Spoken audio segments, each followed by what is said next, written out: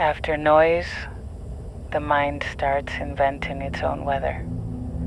The silence doesn't stay empty for long. It begins to fill with things that were waiting behind the volume. Not memories in order, but fragments. A door you didn't mean to open. A sentence you never finished. The shape of someone's absence. You realize the past was never gone. It was only kept at a distance by constant sound. And now the distance is gone too.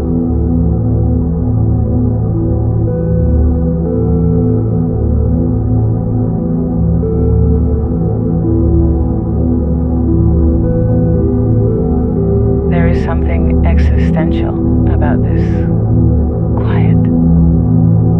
Not peaceful, not clean, more like a stripped room where you can't pretend the furniture matters. The world continues outside, perfectly functional, but inside you feel the absurd gap between movement and meaning. You can still do everything you used to do, wake, work, speak, answer, but the reason behind it all becomes thin, as if it were made of the same air the silence is made of.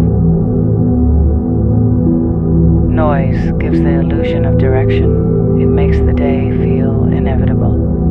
It keeps you moving, but silence exposes the fact that nothing is inevitable, that you are choosing, always choosing, even when you call it routine. And when you see that too clearly, it can feel like vertigo.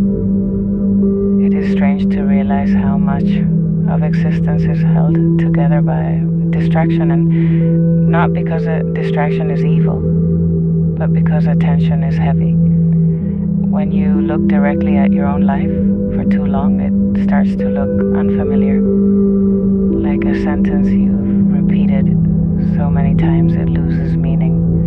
And then the oldest question returns, not as a thought, but as a pressure in the chest. What is all this for?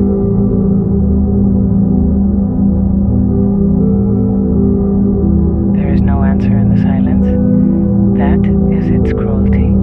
The quiet does not comfort you with explanations. It does not hand you a moral. It only makes space. It only removes the cover. It leaves you alone with the fact that meaning is not hidden somewhere in the world, waiting to be found. It has to be carried, constructed, chosen again and again. Sometimes I think that's why we keep the noise around, because noise lets us forget that we are responsible for our own meaning. It lets us believe the world is doing it for us, that the rhythm is enough, that the motion will justify itself. But after noise, none of that holds. You feel the raw structure of being alive, the absurd simplicity of it. You are here, and one day you won't be. Between those two facts, you build a life. And the building is yours. No one else can do it for you. No one else can make it real. And still, even knowing that, you keep breathing. That might be the only honest thing in the room. Not hope as a bright idea, not optimism, just the stubborn fact of continuation, the small decision to remain even when the silence makes everything feel optional. So I sit with it, the wide, indifferent quiet. I stop trying to defeat it with volume, and in that stillness, something becomes clearer, not an answer, but a shape.